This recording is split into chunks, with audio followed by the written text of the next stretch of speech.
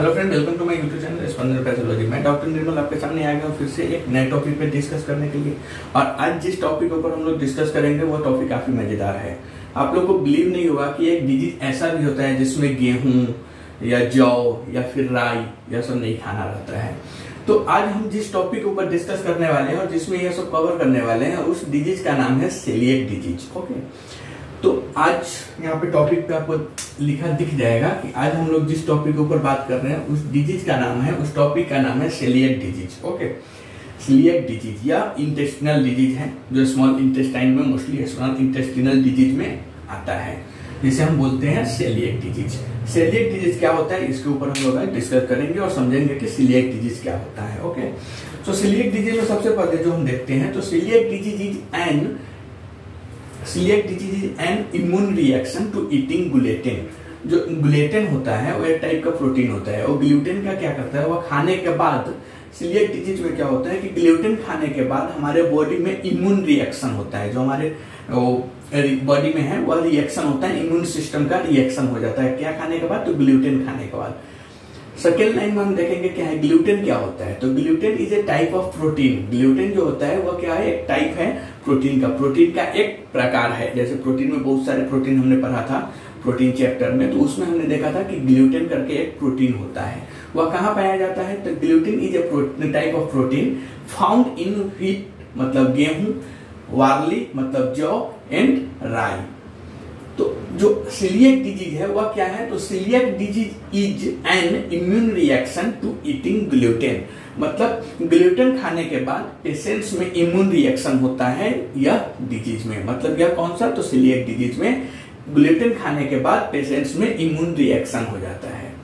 Gluten होता क्या है? तो gluten is a type of protein. वह एक टाइप का प्रोटीन है। वह कहाँ पे पाया जाता है? तो फाउंड इन द व्हीट मतलब गेहूं, वार्ली एंड राई में पाया जाता है।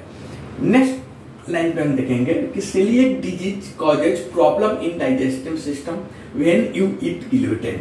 यह क्या बोल रहा है कि ग्लूटेन खाने के बाद सेलिएक डिजीज अगर पेशेंट्स को है तो ग्लूटेन खाने के बाद डाइजेस्टिव सिस्टम जो हमारा पाचन तंत्र है उसमें प्रॉब्लम होने लगता है। वही थर्ड लाइन में यहाँ पे मेंशन किया हुआ है कि सेलिएक डिजीज कॉजेज प्रॉब्लम, मतलब सेलिएक डिजीज में प्रॉब्लम होता है या प्रॉब्लम कर सकता है कब? इन the digestive system. Digestive system में कब? When you eat gluten.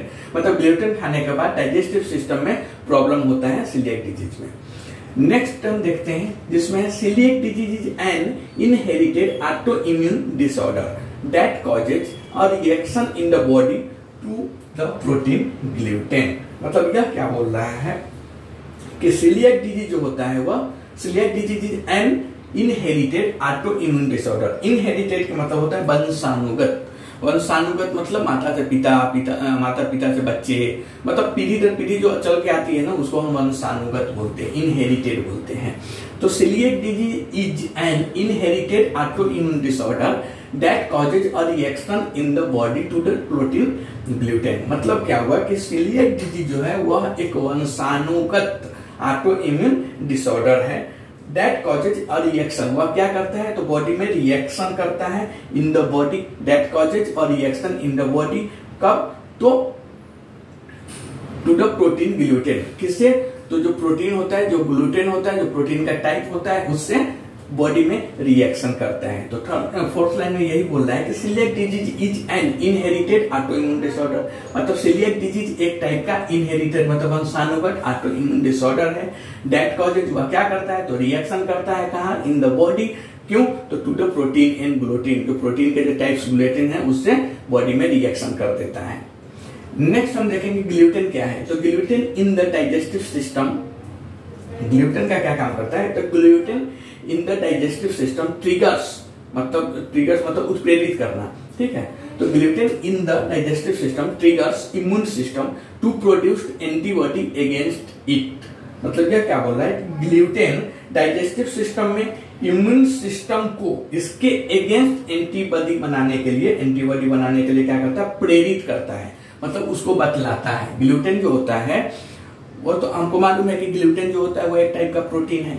उसके खाने के बाद हमारे बॉडी में इम्यून रिएक्शन होता है। कौन से डिजीज में? तो सेलिएक डिजीज में। क्लियर? तो यह लाइन क्या बोल रहा था, gluten in the digestive system triggers immune system to produce antibody against it. मतलब क्या करता है कि ग्लूटेन डाइजेस्टिव सिस्टम में, ग्लूटेन जो है वह डाइजेस्टिव सिस्टम में इम्यून सिस्टम को क्या करता है, तो बॉडी के अगेंस्ट एंटीबॉडी बनाने के लिए प्रेरित करता है। कौन करता है, तो ये ग्लूटेन करता है। ओके, ग्लूटेन का काम क्या है, तो ग्लूटेन क्या करता है, डाइजेस्टिव सिस्टम में इम्यून सिस्टम को एंटीबॉडी बनाने के लिए, अपने ही बॉडी के अगेंस्ट एंटीबॉडी बनाने के लिए प्रेरित करता है। कौन, तो ग्लूटेन। अब वह एंटीबॉडी बना देता है ग्लूटेन की वजह से, फिर क्या होता है, तो these antibodies damage the lining of a small intestine, जिसे हम बोलते हैं mucosa. Okay, these antibody damage the lining of a small intestine that is called as mucosa.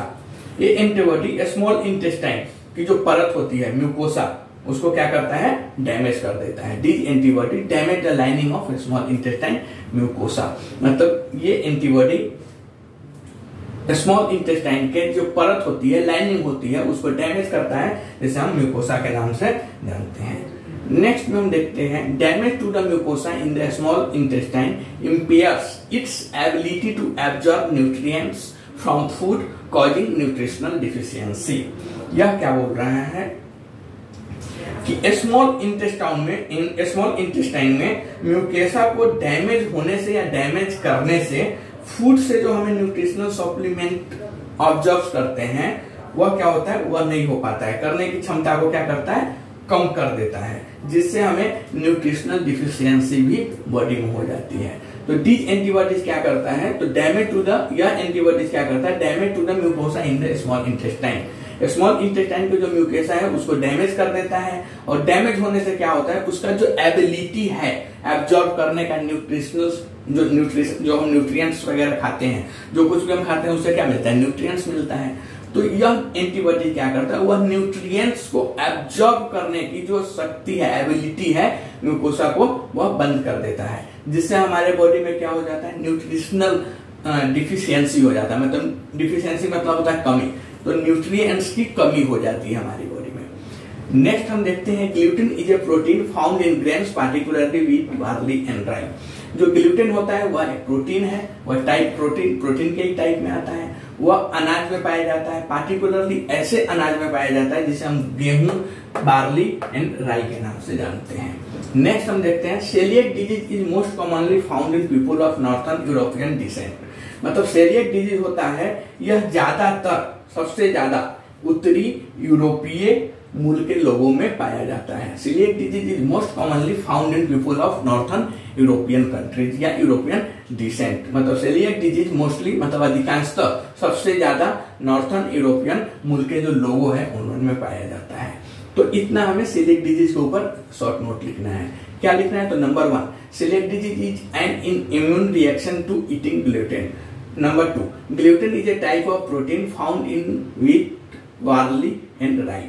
Number 3, celiac disease causes problem in digestive system when you eat gluten.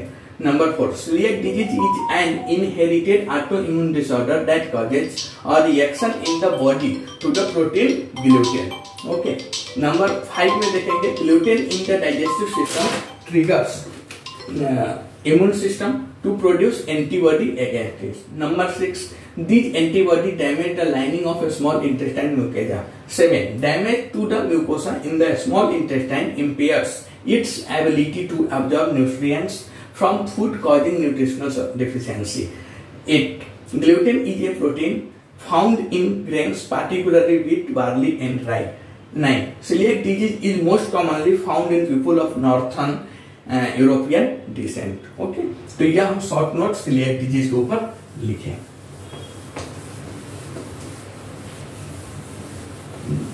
अब हम बात करेंगे coeliac disease के होने की अधिक संभावना किसको होती है। जो सेलिएक डिजीज है वो सबसे ज्यादा किसको होती है या होने की संभावना रहती है। तो सबसे पहले जो इसका होने की संभावना जो देखा गया है वह देखा है ब्रिटिश पीपुल, मतलब जो ज्यादा गोरे लोग रहते हैं, British people have a relative who has it, have a relative who has it. मतलब ऐसे लोगों में जिनके रिलेटिव में पहले से यह बीमारी चलती आ रही है। ठीक है, next have a chromosomal disorders, या जिसे क्रोमोजोमल डिसऑर्डर्स है। क्रोमोजोमल डिसऑर्डर भी एक हम आपको नेक्स्ट आगे के चैप्टर में बताएंगे। ठीक है, क्रोमोजोमल डिसऑर्डर्स क्या है, यह भी एक डिजीज है, इसमें बहुत सारे डिजीज काउंट होते हैं। तो है वे क्रोमोजोमल डिसऑर्डर, जिसे क्रोमोजोमल डिसऑर्डर्स है, जैसे कि सच एज टर्नर सिंड्रोम, जो टर्नर सिंड्रोम के नाम से आता है, बीमारी का नाम है टर्नर सिंड्रोम, या फिर विलियम्स डिजीज,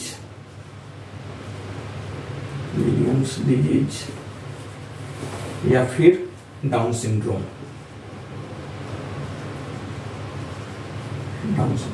तो ये ज्यादातर होने की जो संभावना है वह कैसे लोगों में है, तो विटिस पीपुल, जो ज्यादा बुरे लोग हैं, have a relatives who has, ऐसे रिलेटिव जिनके पास यह पहले से यह बीमारी है, या हैव ए क्रोमोजोमल डिसऑर्डर्स, जिसके पास क्रोमोजोमल डिसऑर्डर्स है, जैसे टर्नर सिंड्रोम, विलियम्स डिजीज और डाउन सिंड्रोम।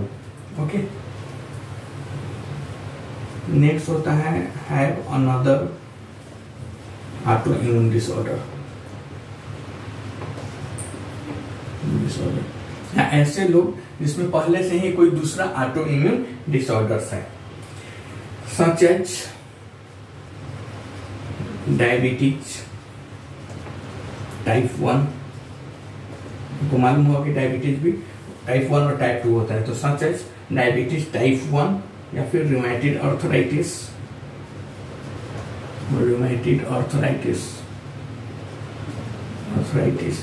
या फिर माइक्रोस्कोपिक कोलाइटिस,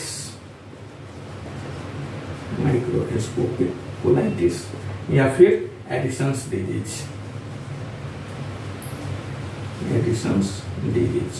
etc एक्सेट्रा। ऐसे लोगों में होने की ज्यादा संभावना है जो विटिस पीपल, मतलब ज्यादा बुरे लोग हैं, या फिर have a relative who has, या कोई रिलेटिव को उनको है, या फिर हैव ए क्रोमोजोमल डिसऑर्डर, जिन्हें क्रोमोजोमल डिसऑर्डर्स की प्रॉब्लम है, जैसे कि टर्नर सिंड्रोम, विलियम्स डिजीज और डाउन सिंड्रोम, या फिर हैव अनदर ऑटोइम्यून डिजीज, जैसे डायबिटीज टाइप 1, रूमेटॉइड आर्थराइटिस, या माइक्रोस्कोपिक कोलाइटिस, या एडिसन डिजीज।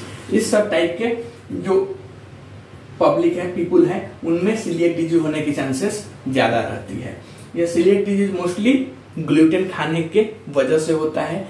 वैसे व्यक्ति को ग्लूटेन नहीं खाना चाहिए। ग्लूटेन खाने के बाद क्या होता है, सीलिएक डिजीज में बॉडी में उसके अगेंस्ट, बॉडी के अगेंस्ट ग्लूटेन एक एंटीबॉडीज बना देता है। तो आज हमने ये सब देखा। नेक्स्ट वीडियो में सीलिएक डिजीज कैसे ठीक किया जाता है, उसका ट्रीटमेंट क्या है, डायग्नोसिस क्या है, या डिटेल्स कॉजेज क्या है, ये सब इसके ऊपर हम लोग आज बात करेंगे। तब तक के लिए थैंक यू।